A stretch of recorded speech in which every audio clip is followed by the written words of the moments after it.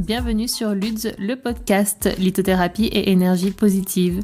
Je suis Ludivine et je vous partage ici tous les outils et les informations dont vous avez besoin pour mieux connaître les pierres et mieux apprivoiser leurs énergies. On parlera donc beaucoup de cristaux, mais pas que. Régulièrement, vous retrouverez ici des épisodes hors série traitant de divers sujets holistiques autour de la psychologie positive, de pratiques naturelles, de l'astrologie, du développement personnel et bien d'autres choses encore. C'est parti!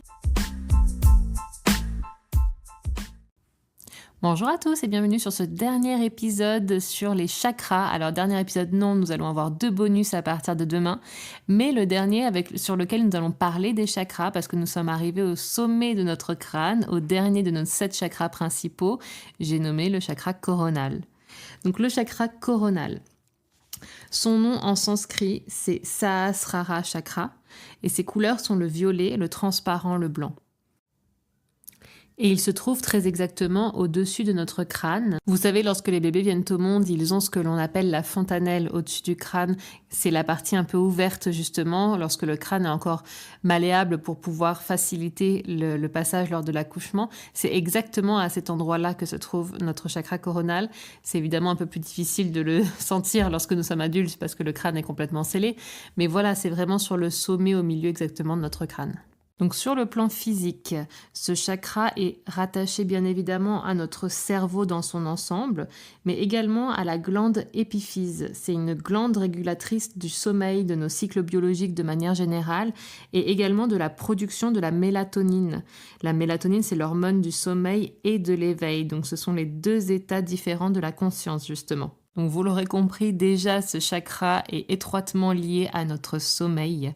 Il est lié aux problèmes de sommeil, aux nuits agitées, aux mauvais rêves, également au sommeil profond réparateur, mais aussi à l'insomnie, à la dépression, à l'angoisse des autres, des problèmes physiologiques, de dérèglements, divers et variés que l'on peut avoir à ce niveau-là. Le chakra coronal, c'est également notre connexion, notre porte d'entrée avec l'univers.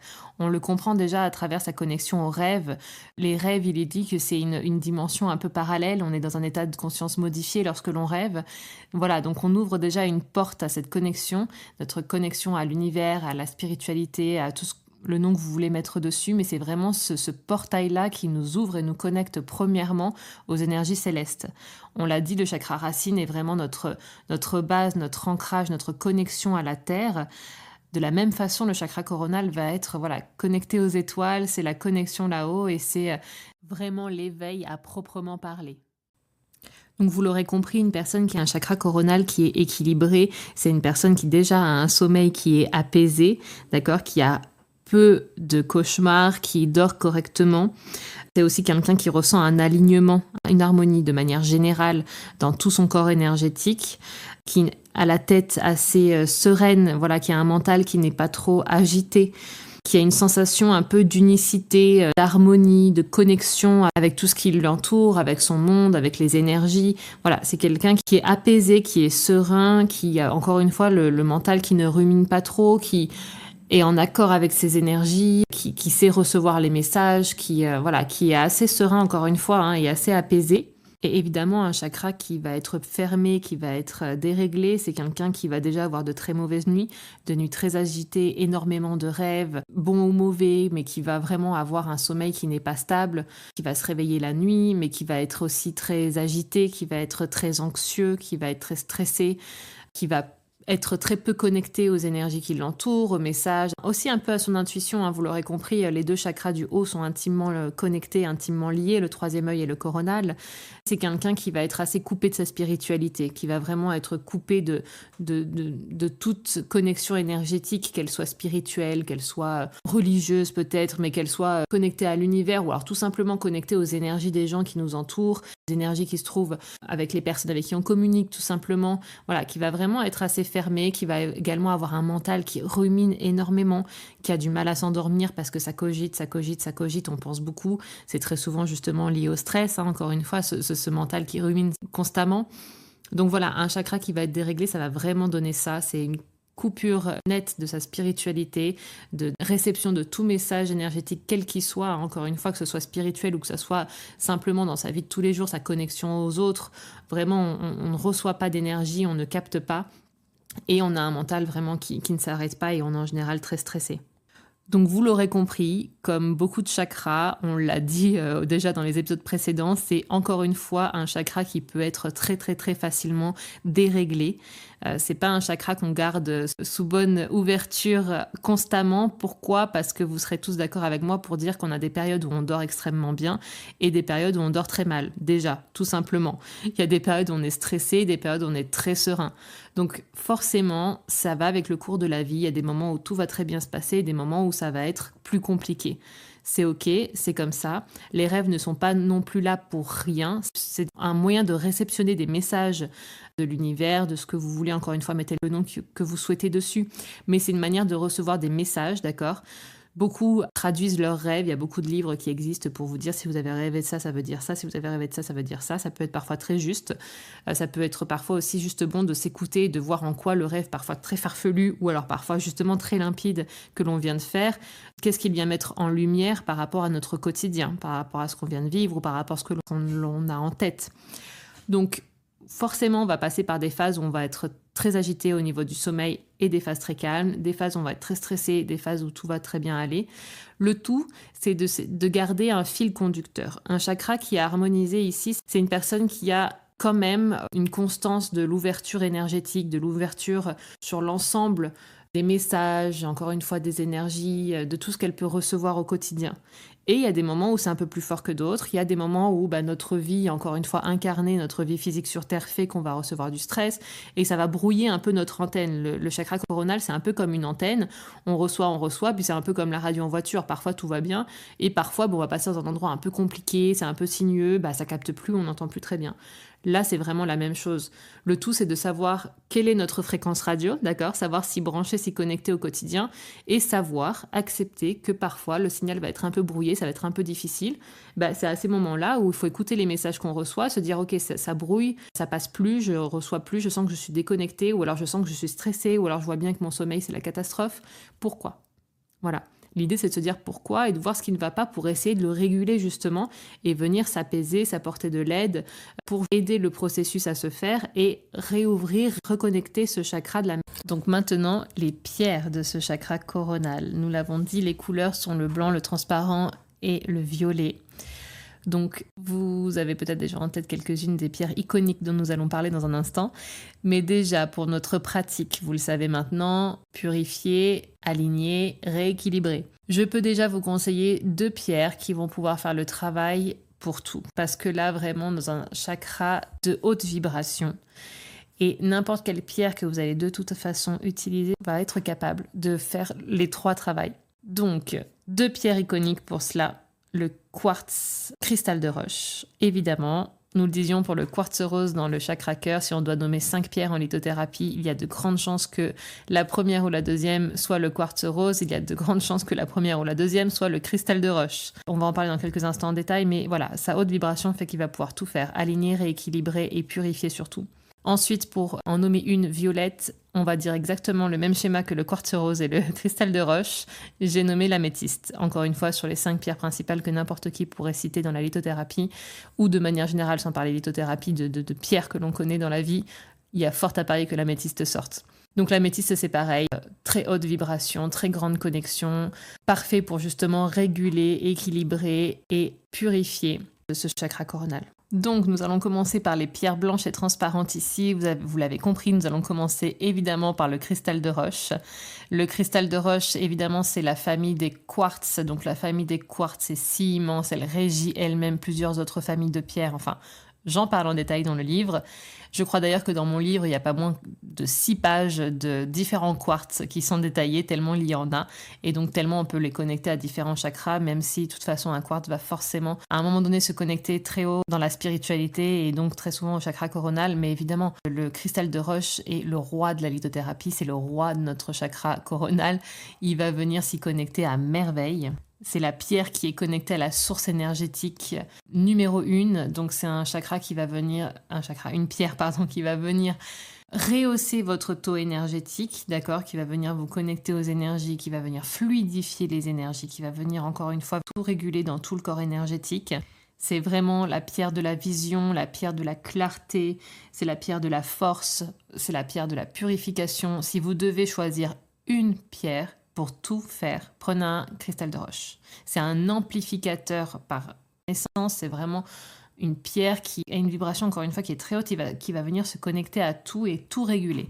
Donc vraiment, vous devez commencer quelque part, vous devez choisir une pierre, vous savez pas, plein sont bonnes, évidemment, mais cristal de roche, vous êtes sûr de jamais avoir faux parce que voilà, ça se connecte à tout, ça purifie tout, ça aligne tout, ça amplifie toutes les bonnes choses, les bonnes énergies, ça vous connecte à tout. Vraiment, enfin à tout, on s'entend, ça vous connecte à toutes les bonnes énergies. Donc c'est vraiment une pierre qui est utilisée encore une fois depuis des décennies, depuis les plus anciennes civilisations. On en trouve partout en plus sur Terre et notamment en France, donc c'est génial. Très souvent, je dis sur Instagram, on peut balader et regarder un peu si vous êtes en nature à vos pieds parce que suivant où vous allez balader, vous allez forcément trouver des pierres. Il faut juste avoir le bon œil. On trouve très souvent de la calcite, mais lorsque vous êtes en montagne, même pas très haut, même dans des collines, vous pouvez très facilement trouver du quartz parce que ça se forme facilement. On s'entend encore une fois, ça met toujours des millions d'années à se former, mais ça remonte dans les montagnes, ça remonte dans les collines et on trouve facilement du quartz. Donc vraiment, le quartz, il est très intimement connecté aussi à notre planète. Il est connecté à la nature, donc il est vraiment... Voilà, c'est une énergie ambiante, c'est vraiment la connexion première, le quartz, le cristal de roche. Et bien évidemment, son énergie, en fait, est très stable, très linéaire. C'est d'ailleurs pour ça qu'on le retrouve énormément dans nos appareils de nouvelles technologies ou d'anciennes technologies. C'est le quartz qui va venir donner une énergie stable à ce qu'on appelle la montre quartz, donc qui se trouve dans cette pile pour pouvoir donner une régularité à l'heure, et rien n'est plus juste qu'une montre quartz. Donc vraiment, l'énergie du quartz est linéaire, elle est stable, et c'est vraiment ce qui va venir nous aider ici. Elle est très puissante aussi. Vous l'aurez compris, il ne s'appelle pas le roi de la lithothérapie pour rien. On ne peut décemment pas parler de ce chakra sans énoncer la sélénite. C'est cette magnifique pierre blanche, un peu opaque, un peu laiteuse, avec un reflet incroyable. La sélénite, c'est une pierre qui est très très très féminine dans son énergie, qui est très yin. On la surnomme la déesse de la lune. Il y a un mythe qui dit que la sélénite serait en fait tout simplement la représentation minérale de la déesse de la lune, qui s'appelle Sélénée. Et donc, on retrouverait l'essence, l'énergie de cette déesse dans la sélénite qui contiendrait l'âme de cette déesse. Le reflet que l'on voit dans cette pierre contiendrait l'âme de la déesse Sélénée et donc l'âme de la lune. Donc, très belle histoire que je détaille dans le livre, je ne vais pas vous la raconter ici. Mais pour faire simple, voilà, la sélénite est intimement connectée à la lune. On dit que son reflet, c'est avoir une partie de la lune qui est dans notre pierre. C'est une pierre qui est hautement purificatrice. Elle est majoritairement composée de sel. D'ailleurs, il faut vraiment, vraiment éviter de la mettre dans l'eau parce que sinon, votre pierre va quasiment disparaître tant sa composition en sel est forte. Donc, voilà, c'est une pierre qui est incroyable pour ce chakra. Elle est idéale pour nettoyer énergétiquement ce chakra et par définition venir un petit peu faire descendre ce nettoyage dans tous nos autres chakras. C'est une purificatrice par excellence.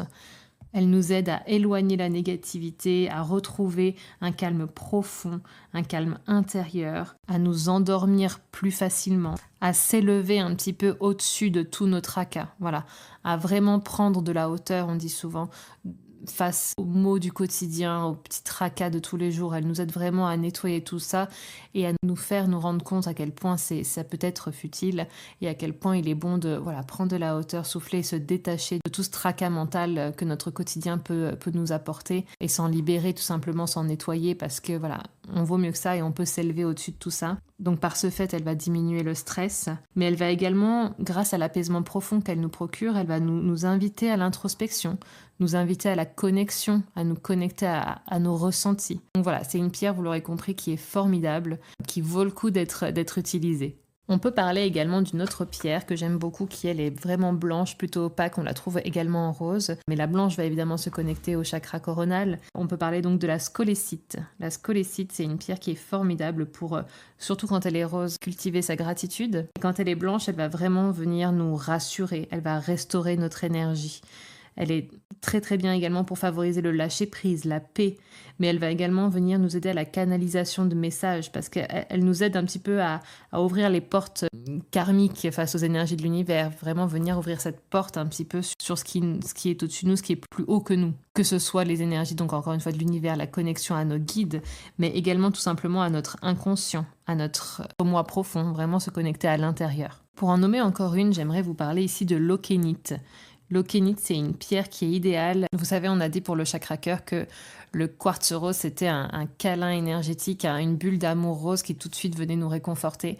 De la même façon, l'aukénite, ça peut être vraiment un câlin énergétique, un réconfort, une sorte de pierre SOS quand le mental est en vrac et qu'on a besoin vraiment de se sentir comme sur un petit nuage, entouré, cocooné. L'aukénite va être idéale pour ça. C'est vraiment une bulle de douceur énergétique. Donc elle va venir nous englober un petit peu de sa tendresse pour apporter un réconfort en nous coupant et en stoppant immédiatement en fait tout le surplus émotionnel, tout le surplus mental que l'on peut avoir. Elle va venir ainsi nous apaiser, nous réconforter et favoriser la reprise de la confiance en soi, la confiance en notre chemin de vie. Elle va nous connecter, en nous ayant apaisé de cette façon, beaucoup mieux à notre moi intérieur, encore une fois, à notre existence. Elle va nous permettre de garder l'esprit apaisé, l'esprit vif également pour rester ouvert et connecté.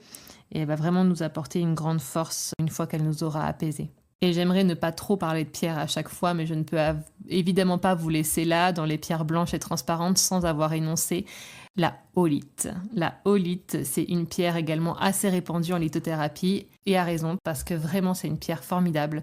Je vous ai parlé de la sodalite dans le chakra précédent, le chakra du troisième œil, peut venir nous apaiser. Je vous ai dit qu'elle était superbe couplée avec une autre pierre du chakra coronal, et bien c'est la holite. La holite, elle est fabuleuse pour venir stopper le brouhaha mental qui se trouve dans notre tête, qui nous empêche de dormir, le ruminement incessant de notre cerveau, le fait de ne pas réussir. Vous savez, des fois on dit j'ai envie de mettre mon cerveau sur off.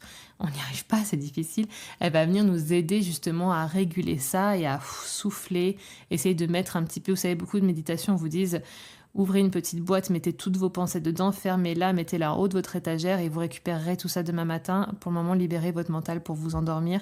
La holite, c'est ça. Elle va vous inviter encore plus, évidemment, quand elle est couplée à une sodalite, à stopper le ruminement qui va se trouver dans ces deux chakras et à vraiment pouvoir s'apaiser. Donc, idéalement pour trouver le sommeil, mais ça peut être également pour rentrer en méditation, pour être plus calme avant un événement que vous avez, venir vous apaiser. Donc c'est vraiment la pierre du calme intérieur. Elle est antidépression aussi, on l'a dit, ce chakra coronal peut nous mener à la dépression quand ça brume trop. Donc elle est vraiment antidépression, elle va nous apporter un sommeil du coup réparateur, sans angoisse, sans cauchemar. Elle va vraiment venir enlever toutes les énergies négatives pour pouvoir permettre au mental de s'apaiser. Et elle est également superbe pour apaiser les colères. Lorsque ça devient un peu trop fort, qu'on se met en colère, on n'arrive plus à gérer. On dit aussi que c'est une bonne pierre contre la vulgarité. Très souvent, quand on est en colère, des personnes vont devenir très vulgaires. Elle peut peut-être aider également sur ce point-là. C'est vraiment une pierre aux multiples vertus qui va venir vraiment aider sur tous ces points à merveille. Bon, allez, encore une petite dernière pierre. Je ne peux pas me résoudre à ne pas vous parler de la damburite, qui est une pierre assez translucide, qui ressemble un peu à du quartz, mais on voit très vite que ce n'en est pas. C'est une pierre qui est assez rare, mais c'est un soutien incommensurable, car vraiment elle a un rayonnement qui est très puissant, et c'est une pierre qui est idéale quand on vient de subir un choc. Vous savez, un choc émotionnel, un énorme coup de stress, quelque chose d'assez dur, assez soudain, assez violent. Souvent, quand c'est le cas, après, on a quelque chose à réguler dans un chakra, que ce soit une émotion forte dans le cœur, que ce soit un coup dans notre puissance féminine, dans le chakra sacré. Il y a plein de choses après qui sont à réguler de manière très pointue. Mais premièrement, quand c'est un gros choc, très souvent, c'est un grand stress. On est chamboulé, on dit très souvent qu'on y voit plus clair. Là, c'est le chakra coronal qui est touché premièrement. Et la damburite est fabuleuse pour ça, parce qu'elle va vraiment venir nous apporter un soutien. C'est comme un bouclier, vous savez, vous allez la prendre et hop, elle va vous mettre dans une bulle où le temps s'arrête, où votre choc émotionnel, votre coup de stress est mis sur pause pour pouvoir un peu vous recentrer, retourner dans votre corps. Souvent, quand on a un coup de stress à ce point-là qui est si violent, on dit on n'est plus là, quoi. Elle va venir un petit peu mettre pause, vous mettre que vous avec vous, essayer de retourner dans votre corps et on s'y installe, on souffle, on reprend des forces, on prend du soutien avec cette pierre et après on va pouvoir faire face à ce qui vient d'arriver. Voilà, et elle sera là pour nous aider, pour faire face lorsqu'on aura besoin d'elle. On dit également que c'est une très bonne pierre de rebirth, donc de renaissance. Voilà, quand on a vécu quelque chose de dur, justement, le travail est en train de se faire, de se finaliser peut-être, et on veut reprendre vie, on veut refaire surface. Elle est idéale à ce moment-là également. Donc vraiment, dans tout le process, elle peut être là, accompagnée d'une autre pierre en fonction du chakra déréglé, de ce qu'on a vécu, ou non. Dans tous les cas, la damburite sera là, elle sera présente. On dit également qu'elle est très très bonne contre la dépression. quand on veut faire une retraite spirituelle, donc encore une fois se couper un peu de tout et venir uniquement se connecter à l'énergie. On dit également qu'elle est idéale après un accouchement, un postpartum, parce que là c'est pareil, c'est une énergie qui est tellement puissante, un accouchement, un postpartum, on vit quelque chose qui est hors de l'énergie, quoi. C'est une puissance inouïe, et ben elle va être là pour nous soutenir aussi s'il y a besoin. Donc voilà, c'était une pierre dont je voulais quand même rapidement vous parler parce qu'elle apporte une énergie vitale, une connexion au moment présent et un soutien qui est formidable, même si elle est peu connue et qu'elle est peut-être assez difficile à trouver. Je crois qu'elle est assez onéreuse également. Mais voilà, elle est superbe. En même temps que je parle, j'ai d'autres pierres qui me viennent en tête et je n'arrive pas à me résoudre à m'arrêter là, donc je vais essayer d'en vous en dire une dernière dans les incolores qui va être l'apophilite. L'apophilite, c'est une merveille, c'est la connexion astrale. L'apophilite, elle existe en plusieurs couleurs si on veut travailler sur plusieurs chakras en même temps. Mais voilà, l'apophilite transparente, comment vous dire, elle est magique. Elle a vraiment une forte connexion astrale, encore une fois. Elle joue en fait le rôle de portail vers l'énergie originelle, l'énergie cosmique, se connecter à son propre savoir qui est assez intense. En fait, en somme, elle nous ouvre vraiment les portes vers les autres dimensions. Si on veut atteindre des niveaux de conscience supérieurs, elle est idéale pour ça. Donc là, vous l'aurez deviné, c'est plutôt le côté spirituel plus. Mais voilà, elle a beaucoup de vertus. Il y a beaucoup de choses dans sa formation aussi qui expliquent cela. J'en parle plus dans le livre pour rester sur ce qui nous intéresse ici. Elle favorise vraiment l'état méditatif très facilement. Elle aide facilement donc à rentrer en méditation. Elle aide évidemment au voyage astro. Elle aide vraiment à la visualisation. C'est vraiment une pierre de médiumnité également qui est très puissante. Je parle assez rapidement et succinctement ici des vertus des pierres. Pourquoi ? Parce qu'on n'est pas sur des épisodes pour vous détailler une pierre précisément, vous l'aurez compris. C'est très long de parler de toutes les vertus, toutes les propriétés d'une pierre. Donc là, vraiment, je vous en cite quelques-unes comme depuis le début de cette série podcast autour des chakras pour cibler justement les plus communes ou les plus fortes d'entre elles avec une connexion à certains d'entre eux. Mais voilà, je ne vais pas plus loin dans le détail. Évidemment, ces pierres ont des vertus encore plus puissantes et plus poussées. Elles ont des formations aussi qui expliquent beaucoup de choses. Elles ont des systèmes cristallins parfois qui expliquent leur résonance. Mais tout ça, on en parlera lorsque chacune d'entre elles aura un post dédié. Aujourd'hui, on va se concentrer sur la connexion qu'elles ont au chakra dont on parle. C'est déjà pas mal. Donc, on va continuer ici avec les pierres violettes. Je vais essayer de faire assez simple et rapide pour les prochaines, bien qu'on va être quand même dans le détail de chacune, bien évidemment, ne vous inquiétez pas. Vous l'aurez compris, nous allons de toute façon commencer par l'améthyste. Il n'y a pas de surprise, l'améthyste, c'est l'incontournable en lithothérapie. C'est la pierre de la spiritualité. Donc, évidemment, en lithothérapie, pour le chakra coronal, c'est l'idéal. C'est évidemment l'une des plus connues, on l'a dit, en lithothérapie. C'est également l'une des plus puissantes au niveau énergétique parce que c'est un symbole de force, de sagesse, de protection. Elle peut également amplifier l'énergie des autres cristaux qui sont environnants, comme peut d'ailleurs le faire le cristal de roche. Elle va être aussi active sur les personnes que sur les environnements. Vous avez sûrement vu partout ce qu'on appelle des géodes d'améthyste. On en trouve assez facilement. Encore une fois, également, comme le cristal de roche, l'améthyste se trouve en France. Mais l'améthyste, on en trouve partout. La plus intense d'entre elles va être en Uruguay, mais on en trouve évidemment quasiment partout dans le monde, beaucoup au Brésil également. Et on en trouve donc ces particularités, ce sont ces énormes géodes qu'on voit parfois dans des lieux. Et là, c'est vrai que c'est assez idéal parce qu'elle va venir aider à purifier tout un environnement, comme elle va pouvoir vous aider vous si vous la portez directement sur vous. Donc là, elle est idéale, l'améthyste, pour apporter de la sérénité contre l'anxiété, contre le stress, contre les angoisses surtout. À placer sous l'oreiller quand on a des problèmes d'insomnie ou quand on a des cauchemars récurrents, parce qu'elle va venir vraiment éloigner tout ça de vous pour favoriser votre sommeil. Voilà, elle est idéale également pour les enfants. Il y a beaucoup de pierres, on n'en a pas parlé tout le long de cet épisode, on fera un podcast dédié sur les enfants et la lithothérapie, j'en parle dans le livre, mais vraiment elle est idéale comme première pierre, comme un quartz rose va l'être également. Pour un enfant, parce qu'elle va venir justement apaiser ses angoisses, apaiser ses premières peurs, l'aider à s'endormir, donc elle est idéale pour ça. Ensuite, pour nous, elle va nous apporter clarté d'esprit. Elle va favoriser la concentration, l'imagination. Et évidemment, elle favorise la méditation également. Elle va développer notre intuition, notre médiumnité. Voilà, l'améthyste, vraiment, c'est un incontournable. Et on le dit, elle est bonne pour les enfants, mais pour les animaux aussi. C'est une pierre de la famille des quartz, donc vous pouvez tout à fait la mettre dans la gamelle d'eau de votre chien. Attention à ce qu'il ne l'ingère pas, qu'il ne s'étouffe pas. Je ne veux absolument pas être responsable de ça. Vous pouvez la placer à côté peut-être, ou alors vous mettez un cristal qui soit très gros. Mais elle est idéale pour venir apaiser un chien angoissé. Autrement, vous pouvez le mettre en collier aussi. Voilà, elle est vraiment idéale pour ça, pour tout le monde. On peut parler ensuite de la fluorite. La fluorite, c'est une très belle pierre dont on n'a pas parlé dans les épisodes précédents, parce qu'il faut faire un choix dans les pierres, encore une fois. Mais c'est une pierre qui existe dans une multitude de couleurs, donc c'est un champ des possibilités qui est formidable parce que la fluorite peut venir se connecter à plein de nos chakras. Il y a beaucoup de pierres, auxquelles c'est le cas. Et la fluorite a la particularité d'exister également dans une couleur, une pierre qui est multicolore. La fluorite multicolore donc. Donc il existe cette pierre-là qui peut venir se connecter principalement au chakra du haut, donc à partir du cœur jusqu'au coronal. Mais on a également directement la fluorite violette qui, elle, va venir parfaitement cibler le chakra coronal. Donc la fluorite violette va vraiment venir se connecter à notre esprit, également à l'esprit universel. Donc elle va nous aider à nous connecter et au troisième œil et au chakra coronal pour pouvoir atteindre un petit peu les énergies du cosmos, les énergies du divin, encore une fois on les nomme comme on veut, mais les énergies spirituelles, ce qui est plus grand, plus vaste que nous. Et elle nous apporte une très belle clairvoyance également pour voir les choses en profondeur. Donc notamment en période de doute, elle va être là pour pouvoir voir au-delà de la barrière du doute, de la barrière du problème qui est présent, mais voir comment est-ce qu'on peut le transcender, où est-ce qu'on peut aller plus loin et comment est-ce qu'on peut passer ce problème, qu'est-ce qu'on peut en tirer de meilleur. Donc vraiment, elle aide vraiment à cette vision à long terme, à cette vision d'aller plus loin, au-delà de tout ce qui est visible devant nous. On peut parler également d'une autre pierre qui est assez peu connue, qui s'appelle l'akmanite. L'akmanite, c'est une variété de sodalite, mais qui est violette. Donc vous vous rappelez, on a parlé de la sodalite il y a encore pas très longtemps, là, mais également en détail dans le podcast sur le chakra du troisième œil. Donc l'akmanite, elle va venir, elle, un petit peu régir le chakra coronal et aussi un peu le chakra du troisième œil, du coup. Et c'est une pierre qui est intimement liée à la nuit.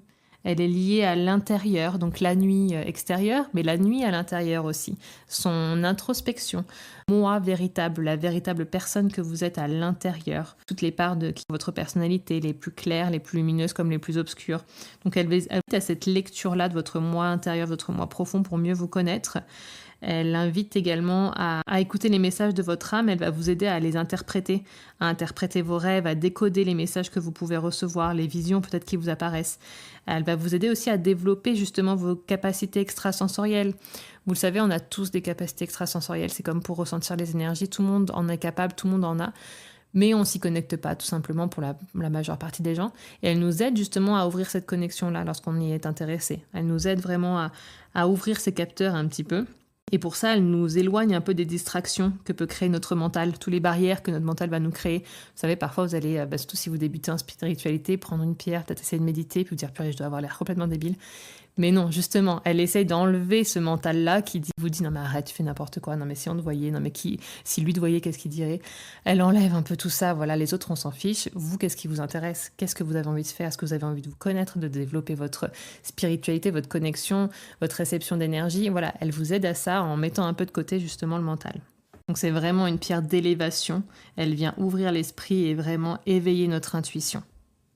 On peut parler ensuite de la lépidolite. La lépidolite est de plus en plus connue et répandue et c'est tant mieux parce que c'est une pierre anti-angoisse par excellence. Donc pour les personnes qui sont très stressées, qui ont du mal à trouver le calme, qui ont du mal à s'apaiser, beaucoup de pensées négatives, vraiment ont des sautes d'humeur aussi parfois qui vont facilement retomber dans le négatif. La lépidolite, elle est idéale pour ça parce qu'elle va apaiser vos peurs, elle va apaiser vos craintes, elle va apaiser vos angoisses, elle va aider un petit peu à ouvrir votre esprit et vous mettre en face du fait que tout ça n'est pas forcément si grave, à rationaliser aussi beaucoup pour pouvoir s'apaiser. Donc vraiment, elle a une connexion au chakra coronal qui est assez importante et en venant vous apaiser un peu comme ça, elle va vous aider également à prendre les bonnes décisions. Donc elle va vous aider un petit peu à développer un sens analytique, par exemple. En calmant votre mental, en calmant votre stress, elle va vous aider à réfléchir d'une meilleure façon. Donc l'idéal quand vous êtes souvent dans des milieux agités, vraiment vous avez besoin de vous concentrer et que c'est difficile, elle va vraiment venir apporter cet apaisement qui va faciliter justement tout ça. Et encore une, nous pouvons parler de la sugilite. La sugilite, c'est une pierre qui est très très très dense, très intense dans sa couleur. C'est une pierre violette, parfois limite noire. Donc vraiment, c'est une pierre qui a une vibration assez forte. On la surnomme souvent la conseillère. Quand je dis on, c'est souvent moi en fait. C'est moi souvent qui surnomme ces pierres comme ça. Mais j'imagine que si on fait des recherches, on trouve la même chose chez d'autres personnes. Mais voilà, j'aime à l'appeler vraiment la conseillère parce qu'elle va canaliser l'énergie. Et elle va vraiment vous aider quand vous êtes en transition, vous vivez des changements, quand c'est assez bouleversant en fait dans votre vie. Si vous vous interrogez, si vous posez des questions, alors évidemment surtout des questions un peu spirituelles sur votre chemin de vie, peut-être sur votre place dans le monde, voir peut-être simplement ce que vous avez envie de changer dans votre vie. Parfois On a ce stress, ces angoisses qui se trouvent dans ce chakra-là, sans savoir ce qui se passe plus bas, justement, parce que on ne saurait pas dire si c'est un manque de confiance, un sentiment bouleversé, on ne saurait pas trop. Très souvent, c'est qu'on a besoin de changement dans notre vie, il y a quelque chose qui ne nous convient pas, mais on a du mal à mettre le doigt dessus. Elle va être idéale pour ça, la sugilité. Elle va vraiment venir vous aider à mettre le doigt sur ce qui ne va pas. Elle va essayer d'éloigner un peu la confusion pour broussailler un chemin et que vous voyez un peu plus clair sur là où est-ce que vous avez envie d'aller. Donc, à assumer cela face à d'autres personnes. Souvent, on voit ce qu'on aimerait changer dans notre vie, mais on a du mal un petit peu à poser les mots dessus et à l'assumer. Donc là, on peut dire que ça serait régulé plus facilement dans d'autres chakras. On en a parlé tout au long de cet épisode. Mais voilà, ça peut commencer par le chakra coronal, éclairer le chemin de vie qu'on aimerait suivre et aider également à le communiquer et à prendre de l'assurance, dire en fait. Vous aide à revenir justement à la réalité des choses aussi. Une fois qu'on a débroussaillé un peu tout pour voir où est-ce qu'on veut aller, elle dans notre quotidien concrètement pour voir réellement qu'est-ce qui bloque. Donc vraiment à lier le mental, la spiritualité un petit peu, incarner la suglite, je trouve. Donc elle va venir aussi un petit peu libérer le sabotage qu'on peut avoir consciemment ou non dans notre vie de tous les jours, parce que soit on suit trop notre mental, soit justement on met trop de côté l'énergie, les messages et on s'auto-sabote volontairement. On peut également parler de la charoïte. C'est une pierre qui est fabuleuse, c'est une pierre assez rare. Et c'est une pierre qui va venir apporter une protection à votre troisième œil pour pouvoir vous guider au mieux lors de vos méditations, lors de vos pratiques. C'est une pierre qui va venir vous aider à ouvrir votre chakra pour peut-être venir à la rencontre lors de méditation de vos guides, de votre animal totem. Mais elle vient également apporter une régulation de votre stress, que ce soit le stress émotionnel ou un stress intense de manière générale, mais également lorsqu'on est en période trouble, en période de changement. Elle vient vraiment essayer de garder un équilibre au niveau de ce chakra. Et voilà, je me force à m'arrêter là. Vous imaginez bien, des pierres, il y en a plein. Mais on est déjà sur 25 minutes d'écoute sur l'épisode du troisième œil d'hier. Et j'ai pas tellement envie qu'on fasse plus long aujourd'hui. On parlera évidemment de pierres dans plein d'autres épisodes. Et je m'arrête là aujourd'hui pour notre chakra coronal. N'hésitez pas encore une fois à partager les pierres qui vous parlent le plus. Elles ne font pas partie de celles que je viens de vous énumérer. Et voilà, je vais clôturer aujourd'hui le 7e de nos chakras. Nous allons ouvrir 2 épisodes bonus dès demain. J'espère que cette série déjà vous plaît. Si vous êtes encore là à m'écouter, je vous remercie. J'espère évidemment encore une fois que tout ça vous a apporté des informations et que ça a pu illuminer un petit peu votre journée. Donc je vous souhaite une belle journée justement et je vous dis à demain. Bye bye.